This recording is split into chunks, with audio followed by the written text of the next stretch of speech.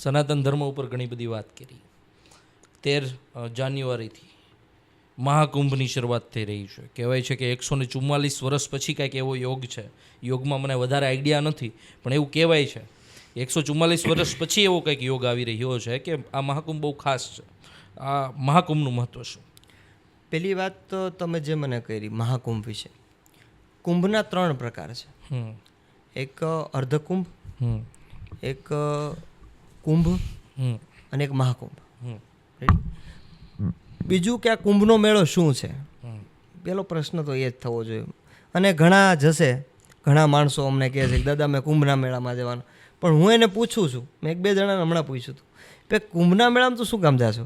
અરે એ કે ત્યાં બહુ પબ્લિક આવવાનું છે અને 144 વર્ષ પછી આ યોગ બને છે.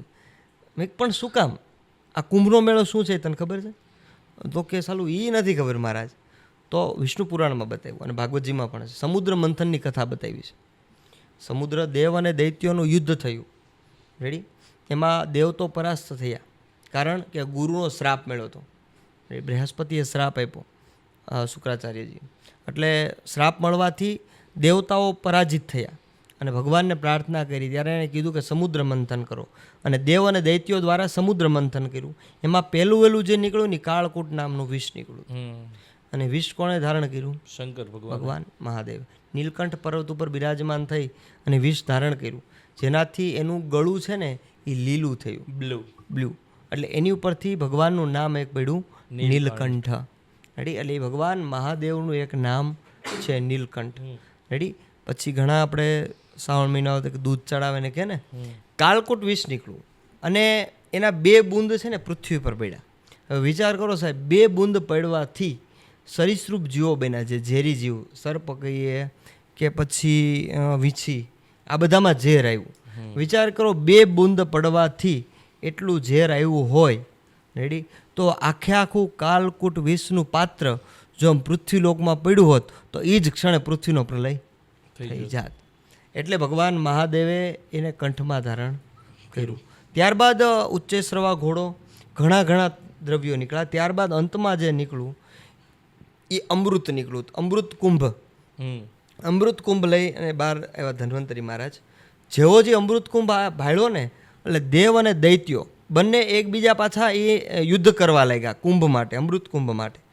અને જ્યારે યુદ્ધ ચાલી રહ્યું હતું ત્યારે દેવતાઓનો ગુરુ બૃહસ્પતિ, એણે જયંત, જે ઇન્દ્રનો દીકરો છે, એને ઈશારો કર્યો. એટલે જયંતે એ કુંભને છીનવી લીધો અને જયંત એ કુંભ લઈ અને દોડ્યો અને જે પરિભ્રમણ કર્યું, એણે 12 દિવસ સુધી એ કુંભને લઈને પરિભ્રમણ કર્યું. એટલે એ કુંભની અંદરથી ટોટલ 12 બૂંદ, 12 ટીપા અમૃતના 12 પડ્યા. જે એ 12 બૂંદ જ્યાં પડ્યા, રેડી? એમાંના 8 સ્થળો છે ને એ ક્યાં છે? તો કે સ્વર્ગલોકની અંદર છે, રેડી? બ્રહ્માંડની અંદર છે. અને 4 બૂંદ જે પડ્યા એ મનુષ્ય લોકમાં પડ્યા, એટલે પૃથ્વીલોકમાં. એ 4 જગ્યાઓ પર પડ્યા. જે પેલું છે હરિદ્વાર, ત્યારબાદ પ્રયાગરાજ, ત્યારબાદ નાસિક અને ઉજ્જૈન. આ 4 જગ્યાએ જે અમૃતના બિંદુ પડ્યા, એટલે ત્યાં કુંભ મેળા થવાના ચાલુ થયા. એમાં 3 પ્રકારના કુંભની જે આપણે વાત કરી. એક થાય છે કુંભનો મેળો, અર્ધકુંભ જેને કહેવાય, કે જે દર 6 વર્ષે થાય છે. એક કુંભ થાય છે જે 12 વર્ષે થાય છે. એક મહાકુંભ થાય છે, જ્યારે 12 કુંભોના મેળા પૂરા થાય ત્યારે જે કુંભનો મેળો સ્થાપન થાય, એ કેટલામો મહાકુંભ કહેવામાં આવે છે. એમાં આ વખતે સારા યોગ નક્ષત્રોના કારણે 144 વર્ષ બાદ આ કુંભનો મેળો થઈ રહ્યો છે. અને કેટલા વર્ષ પછી થયો? તો કે 12 વર્ષ પછી. 12 વર્ષ પછી જ શું કામ? તો કે જયંતે જે અમૃત કુંભ લઈ અને 12 દિવસ પરિભ્રમણ કર્યું, એટલે એ 12 વર્ષે થાય. કારણ કે દેવતાઓનો 1 દિવસ અને મનુષ્યનું 1 વર્ષ. એટલે કુંભનો મેળો 12 વર્ષ પછી થાય. લાસ્ટ 2013માં થયો હતો ને હવે 2025માં થાય છે. અને કુંભનો મેળો છે ને ઘણો વિશેષ છે. કુંભમાં શાહી સ્નાનનું પણ બહુ મહત્વ બતાવવામાં આવ્યું. શાહી સ્નાન એટલે કે એમાં પહેલાના જમાનામાં રાજાઓ સ્નાન કરતા હશે એવું કંઈ? નહીં. આ સાધુ સમાજનું શાહી સ્નાન છે. ઓકે. આને અમૃત સ્નાન કહેવામાં આવે છે. કારણ કે ત્રિવેણી સંગમ અત્યારે પ્રયાગરાજમાં થઈ રહ્યો છે મહાકુંભ. બહુ ખૂબ મોટા વિસ્તારની અંદર છે અને ત્યાં છે ને 2 નદી પવિત્ર, ગંગા અને યમુના, જેનું મિલન થાય છે. પણ છતાં આપણે શું કહીએ દર્શિતભાઈ? ત્રિવેણી સંગમ. રેડી? તો ત્રિવેણી સંગમ કેમ? ગંગા, યમુના અને સરસ્વતી. પણ ત્યાં કેટલી નદી છે? 2 જ છે. 2 નદી છે. સરસ્વતી નદી છે ને ગુપ્ત સરસ્વતી છે, જે ત્રિવેણી સંગમના મધ્ય ભાગની અંદર વિરાજમાન છે. રેડી? અને એ ઓનલી ફોર જ્યારે કુંભનો મેળો હોય ત્યારે જ એનો પ્રાદુર્ભાવ થાય છે. અને કુંભના મેળામાં શાહી સ્નાન બતાવ્યું છે, કેમ કે અખાડાઓ જે સનાતન ધર્મમાં સ્થાપિત થયા, કેમ કે જગતગુરુ શંકરાચાર્યનું એક સૂત્ર હતું, બ્રહ્મ સત્યમ જગત મિથ્યા જીવો બ્રહ્મેવ ના પરહ.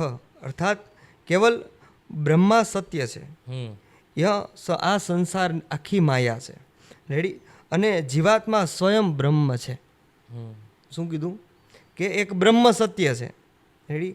આખું જગત છે એ માયા છે, અને અંતે જે જીવ છે એટલે કે મનુષ્ય એ જ બ્રહ્મ છે.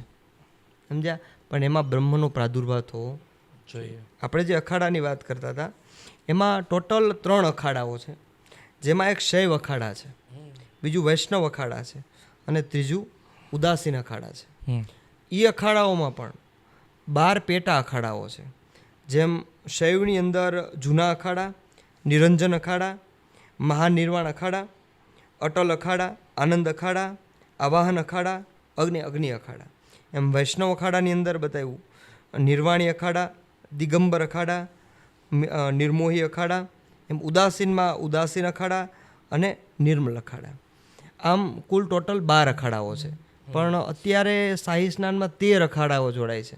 એમાં 13મું જે છે એ કિન્નર અખાડા છે, કેમ કે જેને 2013ના કુંભના મેળામાં લીગલ પરમિશન મળી કિન્નરોને, કેમ કે ટ્રાન્સજેન્ડર કિન્નરો છે એને પણ આ મનુષ્ય લોકની અંદર રહેવાનો અધિકાર છે, કેમ કે એ એવા છે એમાં એનો કોઈ વાક નથી. રેડી? એને જેન્ડર પણ આપવામાં આવ્યું છે. પહેલાંના સમયમાં ફોર્મ આવતા ને એમાં સ્ત્રી અને પુરુષ 2 જ આવતા, પણ હવે અધર આવવા માંડ્યું છે. રેડી? આ ખૂબ સારું કહેવાય. અને કિન્નર અખાડાને પણ હવે સ્થાન આપ્યું છે. આ વખતે જ્યારે રવેડીઓ નીકળી હતી શાહી સ્નાનની, ત્યારે કિન્નર અખાડા પણ સાથે જોડાયેલા હતા. આપણે જે વાત કરતા હતા શાહી સ્નાનની, પણ જે કુંભનો મેળો થાય ને સાહેબ, એમાં શાહી સ્નાન પહેલું જે થાય છે એમાં આની નિયમ બતાવ્યા છે કે શાહી સ્નાનની અંદર પહેલો વહેલો અધિકાર રેડી એ નાગા સાધુઓને આપવામાં આવ્યો છે, કે જે દિગંબર સાધુ છે નાગા. એનું કારણ છે દર્શિતભાઈ કે જ્યારે સનાતન ધર્મ ઉપર જ્યારે દમનકારીઓ જ્યારે સનાતન ધર્મને હાનિ પહોંચાડવા આવ્યા હતા સાહેબ, ત્યારે નાગા સાધુઓ હતા ને એ ખાલી શાસ્ત્ર નહીં પણ શસ્ત્રના પણ જાણકાર હતા અને હજી છે. જો એવું કહેવાય છે કે નાગા સાધુઓને ખાલી છૂટા મૂકવામાં આવે ને તો સનાતન ધર્મની ઉપર કોઈ આંગળી ચીંધી શકે નહીં. કારણ કે જન્મથી એ પેલું તો બ્રહ્મચર્યનું પાલન કરે છે. એ નીકળશે કોઈ પણ સ્ત્રી, કોઈ પણ કામ, ક્રોધ, લોભ, મોહ, મદ, માયા, ઈર્ષા, અભિમાન એનાથી પર છે, એટલે એ નાગા સાધુઓ છે. એટલે એને પહેલાં વહેલા શાહી સ્નાનનો અધિકાર આપવામાં આવ્યો છે. જ્યારે સનાતન ધર્મ અને પહેલાંના સમયની અંદર સનાતન ધર્મના જે કુંભના મેળા થતા એમાં પણ ઘણા એવા દમનકારીઓ હતા. હવે બહુ સારું છે, અત્યારે તો યોગી મહારાજની સાનિધ્યમાં થઈ રહ્યું છે એટલી બધી વ્યવસ્થાઓ. રેડી? ખુદ પોતે CM હોવા છતાં એક સાધુ છે, અને એક બીજું એણે કીધું હતું હર્ષિતભાઈ, મેં તો એના મોઢે સાંભળેલું છે કે હું CM હોય તો શું થયું, પણ હું મારો ભગવો નહીં છોડું, નહીં છોડું. પણ ઘણા એવા પણ સાધુ હતા. મેં જોકે ઘણાને વિવાદની વાતો અત્યારે ઘણી ચાલે જુનાગઢમાં, મેં સાંભળ્યું છે કે એક સમયની અંદર પોતે દિલ્હી ગયા અને ત્યાં જીન્સ પેન્ટ પહેરી લીધા હતા. કારણ તો કે મારે તો સત્તા મને મળી છે, તો મારે સત્તામાં બધા સાથે મળવું હોય એટલે મારે તેવા કપડાં પહેરવા પડે.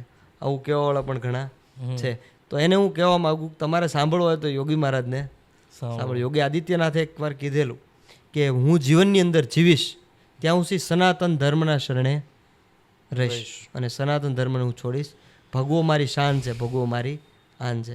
અને એના અંડરમાં અત્યારે કુંભનો મેળો થઈ રહ્યો, પૂર્ણ સિક્યુરિટી એક દેશની અંદર જેટલી સિક્યુરિટી હોય ને એક નાના દેશની અંદર રેડી એટલું પોલીસ જવાન અને સિક્યુરિટી ત્યાં મૂકેલી સાહેબ. ઓહ, અને હાલના સમયમાં 40 કરોડ વ્યક્તિઓ કુંભના મેળાની વિઝિટ કરશે ઓ બાપરે, આવું અત્યારે લીગલ આંકડાઓ બતાવે. 140 કરોડની જનતામાંથી 40 કરોડ ખાલી પ્રયાગરાજ પ્રયાગરાજ દેશ વિદેશથી આવશે.